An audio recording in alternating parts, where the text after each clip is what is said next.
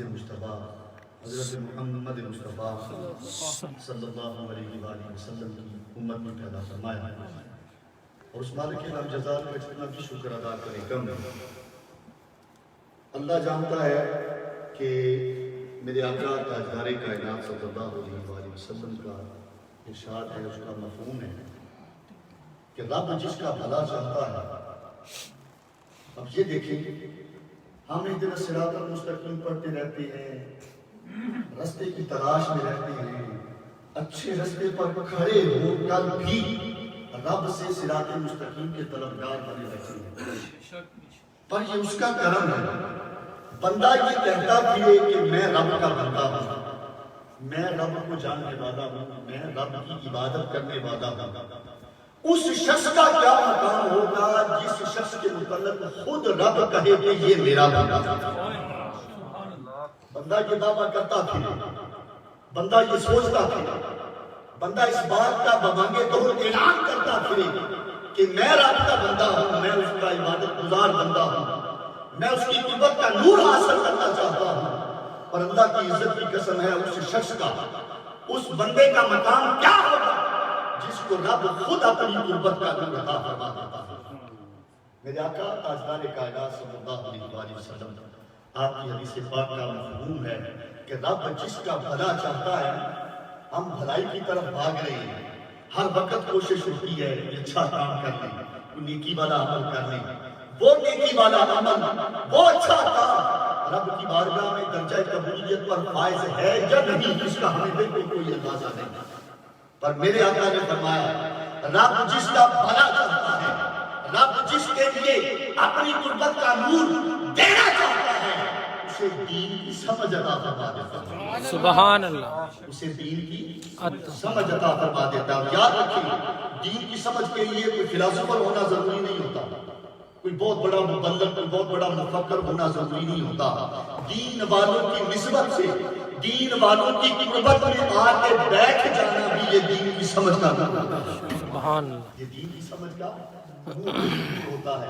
اور اللہ کی عزت کی قسم ہے، میں آپ لوگوں کو مبارکباد پیش کرنا چاہتا ہوں کہ آپ لوگ اس سخت سردی کے موسم میں اپنی گناہوں مصروفیات میں سے وقت نکال کر، یہ جاپان ہے، آپ اس سے بہتر جانتے ہیں، یہاں پر لوگوں کے پاس وقت نہیں ہے، وقت نہیں ہے۔ اور میں مبارکباد اس لیے پیش کرنا چاہ رہا ہوں کہ آپ اپنے وقت میں سے وقت نکال کر اللہ اس کے رسول کی رضا کی خاطر۔ اب میں ایک بڑی دقیق بات آپ کے گوش گزار کرنا چاہتا ہوں۔ ممکن ہے ایک کنسپٹ ہو، جو کہ جی پاکستان میں بھی ایک کنسپٹ ہے، جس محفل میں لنگر ہوتا ہے نا وہاں پر عورت بڑھ جاتی ہے۔ ممکن ہے یہ کسی کے ذہن میں ہو کہ چونکہ لنگر آتا ہے اس لیے نہیں۔ کیا ہر روز اپنے گھر کا آپ کھا کر نہیں سوچتے؟ ہر بندہ ہر روز اپنی استطاعت کے مطابق اللہ کا رزق نوش فرما کے سوتا ہے۔ ارے یہ لنگر تو مصطفیٰ کا صدقہ ہے، یہ لنگر تو حضور تاجدار کائنات صلی اللہ علیہ وسلم کی محبت کا نور ہے۔ رب نے ان لوگوں کو توفیق عطا فرمائی ہے کہ لوگ اللہ کے گھر میں مہمان بن کر آتے ہیں، جو خدمت کرتا ہے رب اس سے بھی اجر عطا فرماتا ہے، رب اس سے بھی اجر عطا فرماتا ہے۔ بات کہیں دور نہ نکل جائے، سورہ توبہ کی آیت نمبر 128 آج میں نے تلاوت کرنے کا شرف حاصل کیا ہے۔ بس ایک دو احادیث اس کے حوالے سے اس کے ساتھ ملا کے آپ کے سامنے بات رکھ کے انشاءاللہ العزیز اس کا اختتام کریں گے۔ اللہ رب العزت نے ارشاد فرمایا، لقد جاءکم، بے شک تحقیق ہم نے بھیجا، جاءکم کا مطلب آیا بھی ہوتا ہے، بے شک رسول من انفسکم، تم میں سے تمہاری طرف ہم نے ایک رسول کو بھیجا۔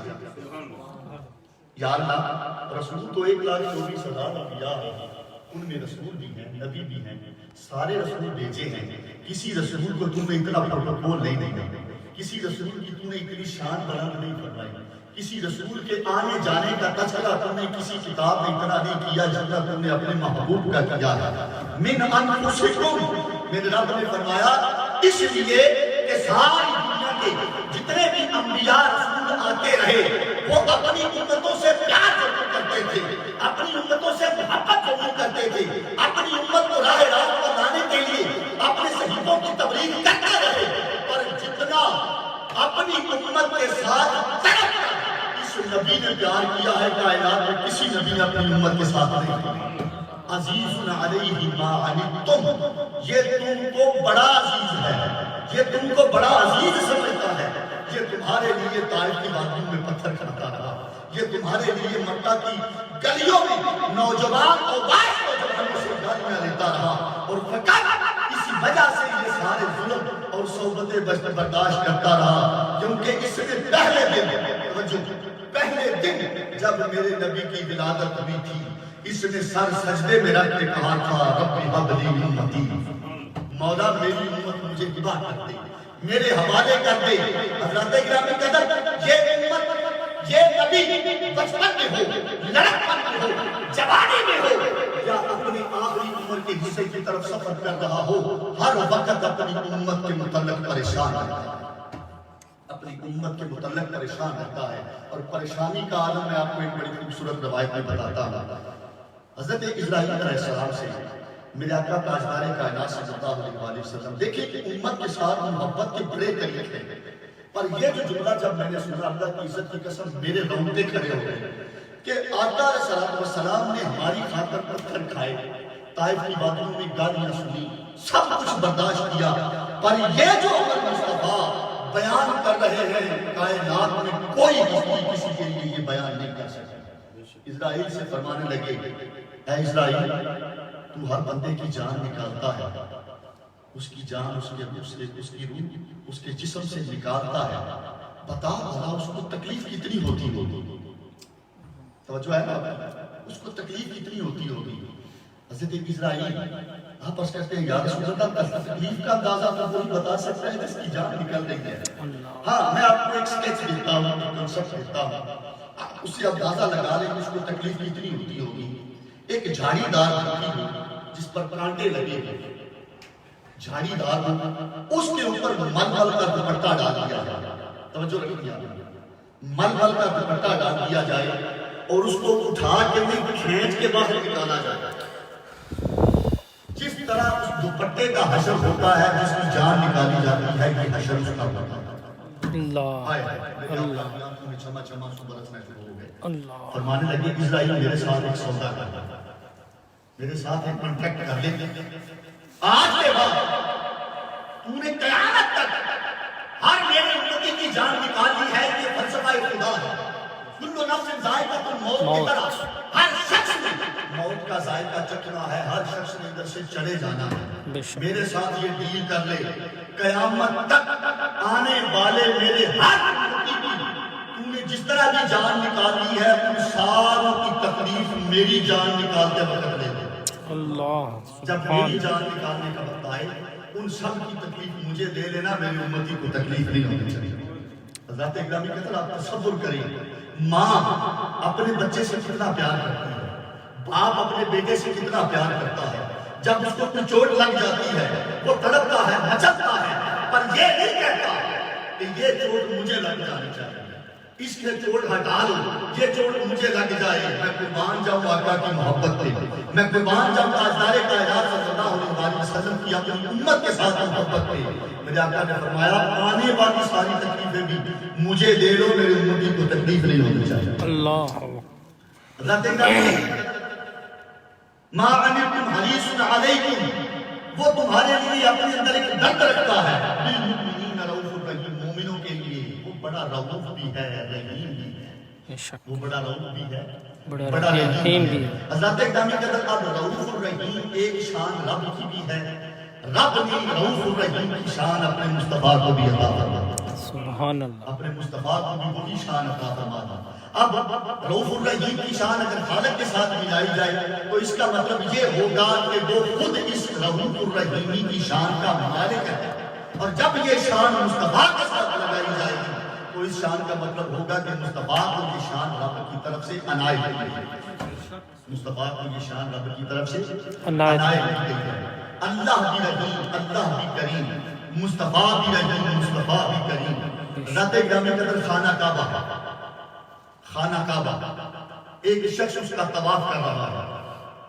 ترمذی شریف کی حدیث پاک ہے. ایک شخص اس کا طواف کرتے کرتے طواف کرتا جا رہا ہے اور بلند آواز سے ایک آواز بلند کرتا ہے، یا کریم یا کریم اپنے رب کو یاد کر کے کہتا ہے اے میرے مولا تو بڑا کریم ہے، تو بڑا کریم ہے، مجھ پر کرم فرما، یا کریم یا کریم۔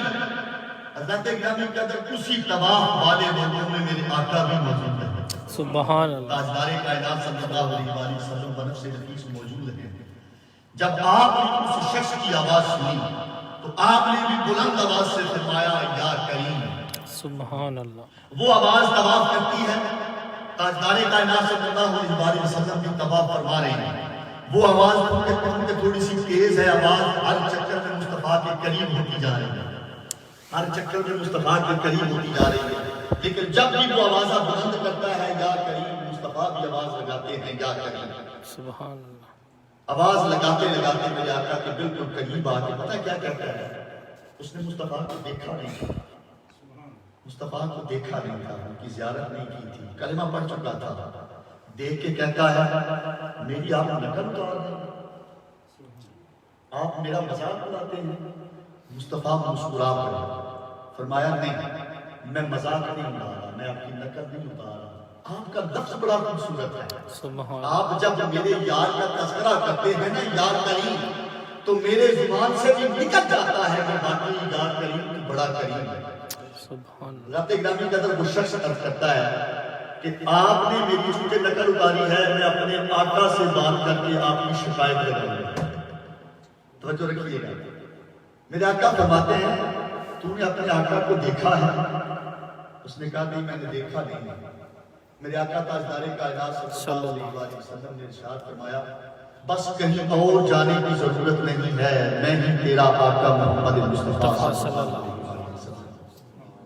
اب وہ شخص تذبذب کا شکار، پریشانی اور خوشی کے ملے جلے ملاپ میں اس نے تاجدار کائنات صلی اللہ علیہ وسلم کی بارگاہ میں یہ عرض کیا کہ اے مصطفیٰ صلی اللہ علیہ وسلم، اللہ کی طرف سے وحی نازل ہوئی، جبریل آئے، جبریل نے آ کر مصطفیٰ کی بارگاہ میں عرض کی اے محبوب صلی اللہ علیہ وسلم،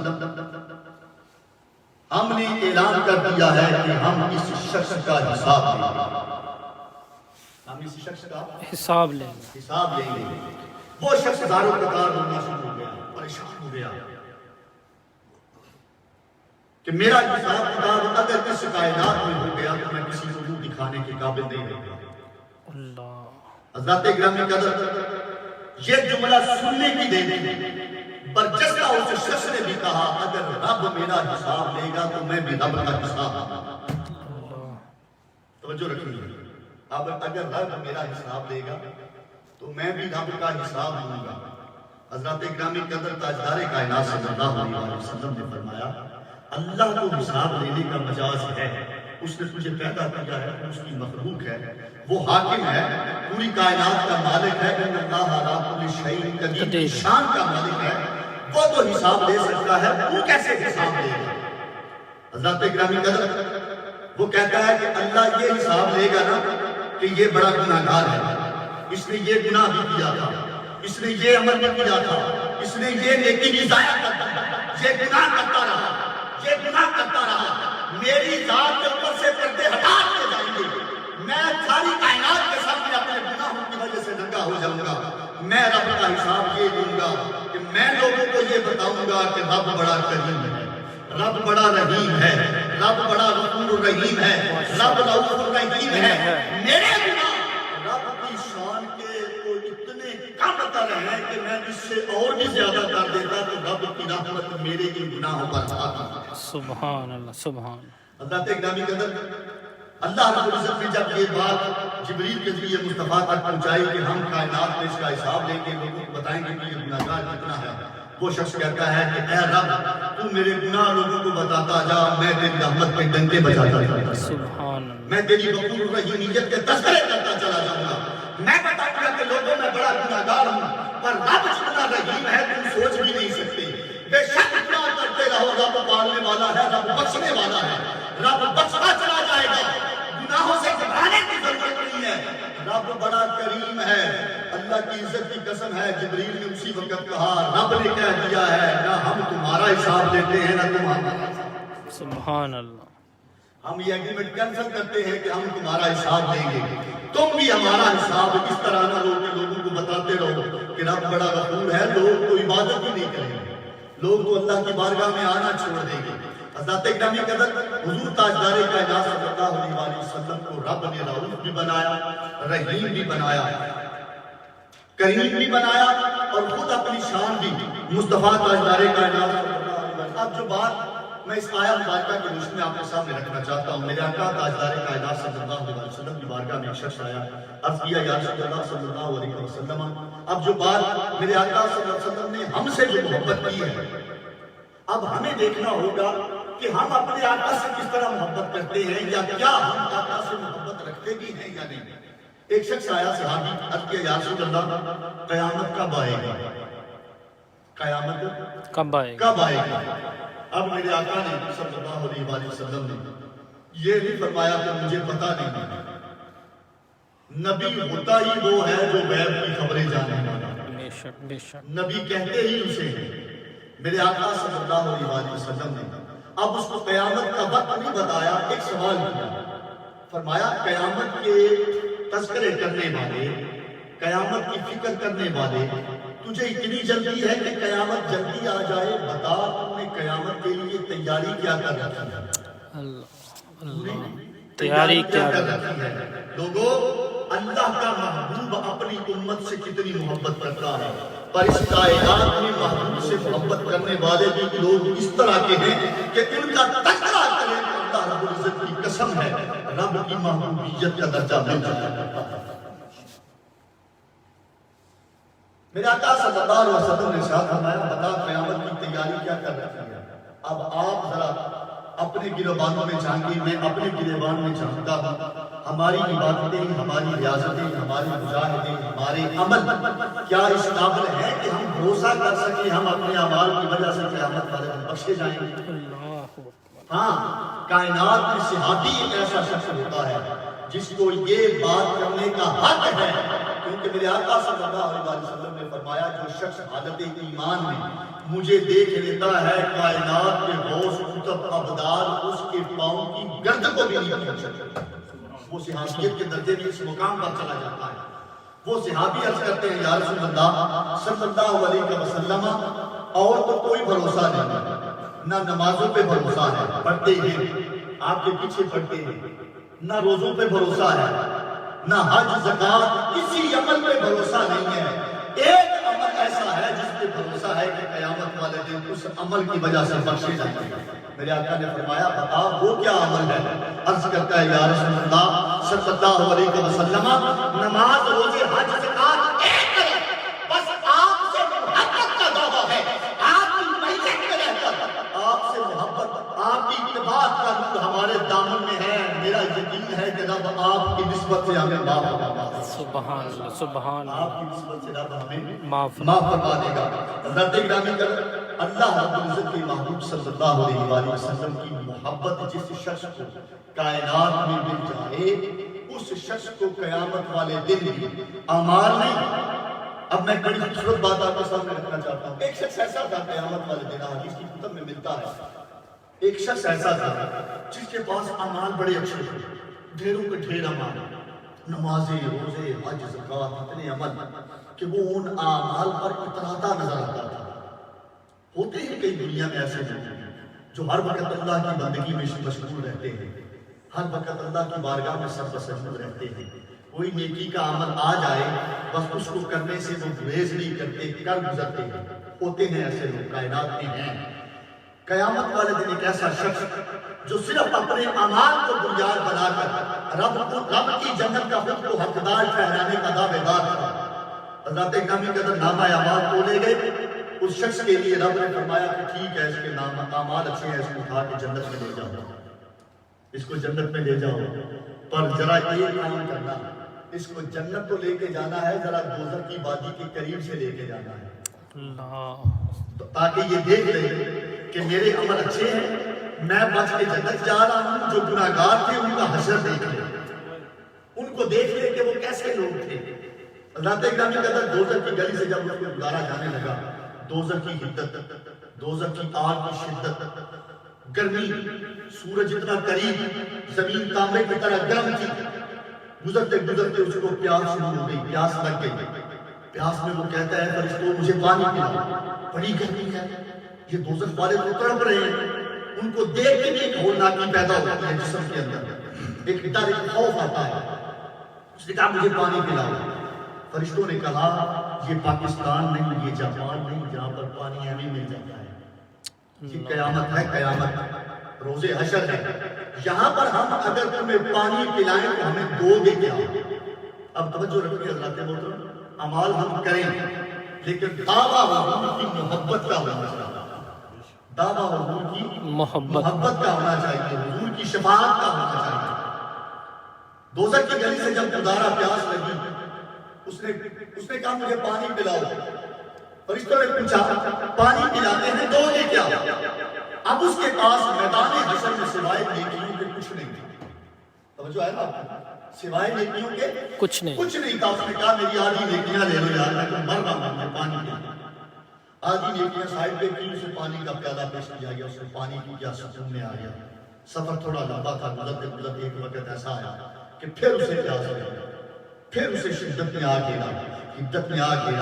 گرمی نے پکڑا، اس کے لب خشک ہوئے، تڑپنے لگا، کہنے لگا کہ یار مجھے پانی پلاؤ، ابھی جنت لگتا ہے تھوڑی دور ہے، مجھے پانی پلاؤ. انہوں نے کہا کہ اب پانی کے عوض کیا دو گے؟ اس نے کہا کہ میری ابھی آدھی نیکیاں ہیں جو مجھے بچا رہی ہیں. آج میری آدھی نیکیاں بھی ہیں جو مجھے بچا لیں گی. پانی کا پیالہ دیا، نیکیاں لے لی. اب دو پانی کے پیالوں کے عوض نیکیاں ساری اس کی فرشتوں کے قبضہ میں آ گئی. پل صراط گزرا، جنت میں داخل ہونے لگا. دروازہ کھٹکھٹایا، اندر سے آواز آئی کون؟ کہنے لگا کہ میں وہ شخص ہوں جس کو رب نے اعمال کی بنیاد پر جنت میں داخلے کی اجازت دی ہے. فرشتوں نے کہا اعمال تو دو پیالوں کی عوض دے کے آ چکا ہے. اعمال تو دو پیالوں کی عوض دے کے آ چکا ہے. اب تیرا جنت میں داخلہ ممکن نہیں رہا. شخص پریشان ہو گیا. ارے میں نیکیوں کے بل بوتے پر اس نہج پر پہنچا تھا کہ جنت بالکل میرے قریب ہے. حضرات گرامی قدر، اسے دھکے دے کر جنت سے باہر نکالنے کی کوشش کی جانے لگی. جنت کے اندر داخلے سے روکا جانے لگا. میرے آقا دروازے پر کھڑے تھے، فرمانے لگے فرشتوں اس کو جنت میں جانے سے نہ روکو. آج اس کے عمل کام آ سکے تو کیا ہوا؟ آج جس کا کوئی نہیں اس کا میں محمد ہوا کرتا ہوں. سبحان اللہ، سبحان. آج میں اس کی محمد، اس کی شفاعت کا اعلان کرتا ہوں. اس کی نیکیاں ضائع ہو گئی تو کیا ہوا؟ جب مجھ سے محبت بھی رکھتا تھا، نیکیاں بھی کرتا تھا. اللہ کی عزت کی قسم ہے، قیامت والے دن نیکیوں کے بل ہوتے پر تو میرے آقا کی حدیث پاک ہے، بڑی خوبصورت حدیث پاک. میرے آقا نے فرمایا یاد رکھو صحابہ، قیامت والے دن کائنات کا کوئی شخص بھی عملوں کی وجہ سے نہیں بخشا جائے گا. عملوں کی وجہ سے نہیں بخشا جائے گا. اب صحابہ حضور کی محبت میں رہنے والے، حضور کے دائرہ عشق میں رہنے والے سوال کر دیا کیا آپ بھی عمل کی وجہ سے نہیں جائیں گے؟ میرے آقا نے فرمایا ہاں میں بھی جنت میں جاؤں گا پر عملوں کی وجہ سے نہیں جاؤں گا. اللہ، اور عملوں کی وجہ سے نہیں جاؤں گا. یا رسول اللہ تو پھر کس وجہ سے جائیں گے؟ میرے آقا نے فرمایا رب کے فضل کی وجہ سے. سبحان اللہ، رب کے فضل کی وجہ سے، رب کی رحمت کی وجہ سے. رب فضل فرما دے، رب کرم فرما دے، رب غفور ہے، کریم ہے، تو پھر میں بھی جنت میں چلا جاؤں گا. حضرات گرامی قدر، یہ شان اعمال کی بنیاد پر رب نے اعلان فرمایا. اور قیامت والے دن جو شان رب نے اپنے محبوب کو عطا فرمائی ہے، اللہ کی عزت کی قسم اس شان کا اندازہ ہو جائے تو ہم سمجھیں گے کہ کائنات میں ہمارے آقا آقا جیسا کوئی نہیں. سبحان، بے شک کائنات میں ہمارے آقا جیسا کوئی نہیں ہے. اب ایک حدیث پاک کر کے بات ختم کرنا چاہ رہا ہوں.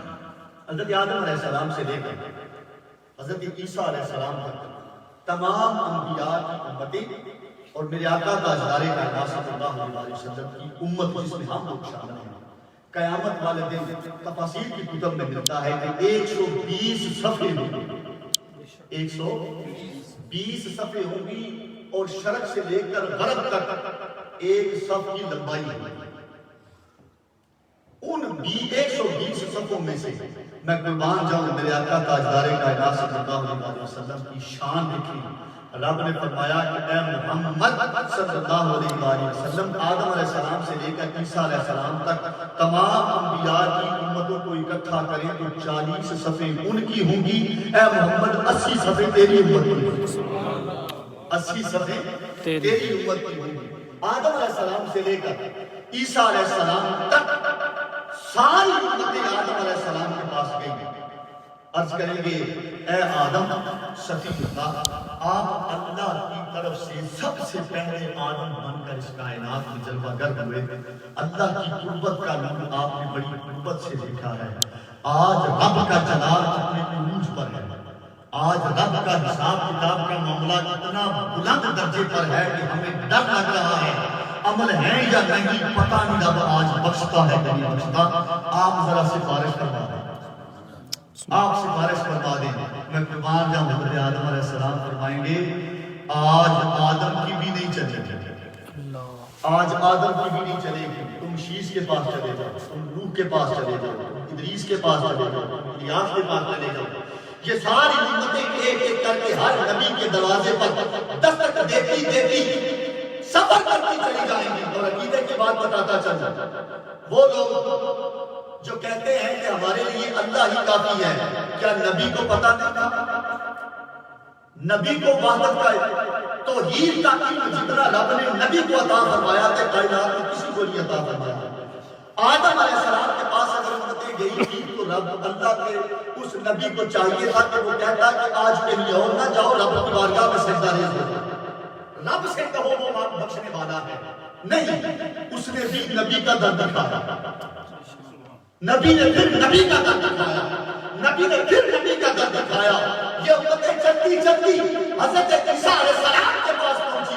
حضرت عیسیٰ علیہ السلام بھی فرمانے لگے آج کسی کی یہاں پر چلنے والی نہیں ہے, آج کسی کی ہم سننے والا نہیں ہے. ہم اس قابل نہیں ہیں کہ تمہاری سفارش کر سکیں, تمہاری شفاعت کر سکیں. ہاں, میں تمہیں ایک در بتاتا ہوں, میں تمہیں ایک در بتاتا ہوں, اس در پہ چلے جاؤ. آج رب نے اس اپنے محبوب کی حکومت اس بزم معاشر میں سجا رکھا. آپ مصطفیٰ کا در بتائیں گے, ساری امتیں سارے نبی یہی کہتے جائیں گے کہ کسی اور کے پاس جاؤ, کسی اور کے پاس جاؤ. میرے آقا تاجدار کائنات صلی اللہ علیہ وسلم کی بارگاہ میں جب سب امتیں پہنچیں گی تو میرے آقا فرمائیں گے ہاں ہاں یہی در ہے, ٹھیک جگہ پر آ گئے ہو. اسی در سے تمہیں شفاعت کا نور, اسی در سے تمہیں شفاعت کا نور ملے گا. حضرت گرامی قدر, رب اپنی شان کے مطابق مقام محمود پر اپنے عرش پر 2 کرسیاں سجائے گا. توجہ, 2 کرسیاں سجا کے ایک پر وہ اپنی شان کے لائق خود جلوہ گر ہوگا اور دوسری کرسی پر فرمائے گا اے محمد آج دیکھ میں نے پوری کائنات اس طرح جھکا دی ہے اور تجھے ایسے معلّہ پر اس عرش پر بٹھا کر ان لوگوں کو بتانا چاہتا ہوں کہ لوگوں جو محمد کی محبت میں گرفتار رہا ہوگا آج اس کو بخشش ملے گی. جو محمد کی محبت کا دعوے دار نہیں ہوگا وہ دوزخ میں چلا جائے گا. اے محمد صلی اللہ علیہ وسلم آپ اس کرسی پر بیٹھ جائیں. میرے آقا فرماتے ہیں, حدیث پاک ہے, میرے آقا فرمائیں گے کہ اے رب میں ادب کے وجہ سے آپ کے برابر نہیں بیٹھوں گا, میں یہاں پر ہی ٹھیک ہوں. پھر میرے آقا صلی اللہ علیہ وسلم سجدے میں چلے جائیں. توجہ رکھنی ہے, سجدے میں چلے جائیں. سجدے میں سر رکھ کے سجدے میں رب کی تسبیح بیان کر کے رب فرمائے گا اے محمد صلی اللہ علیہ وسلم یہ تو حساب کا دن ہے, یہ یوم جزا و سزا ہے, آج عبادتوں کی ضرورت نہیں ہے. اپنا سر اٹھا اور بتا تو چاہتا کیا ہے. میں قربان جاؤں اپنی امت کے ساتھ محبت کرنے والی نبی کی شان پر. میرے آقا نے فرمایا اے اللہ امنوں والے تو چلے جائیں گے, امنوں والے بخشے جائیں گے, ان کو اپنے اعمال کی وجہ سے تو جنت کا مزدہ جاویدہ سنا دے گا, پر وہ گناہگار بھی موجود ہیں جن کے اعمال کمزور, وہ گناہگار بھی اس امت میں موجود ہیں. آج میں چاہتا ہوں کہ ان کی بخشش کا سامان پیدا ہو, ان کو دوزخ کا ٹھکانہ بنا دیا گیا ہے. رب فرمائے گا, توجہ, رب فرمائے گا جا نبی جن جن کو تو پہچانتا ہے اٹھا کے جنت میں داخل کرتا چلا جن جن کو تو پہچانتا ہے. اب توجہ رہے، پہچان کا ذریعہ کوئی لمبی چوڑے مجاہدے نہیں ہے.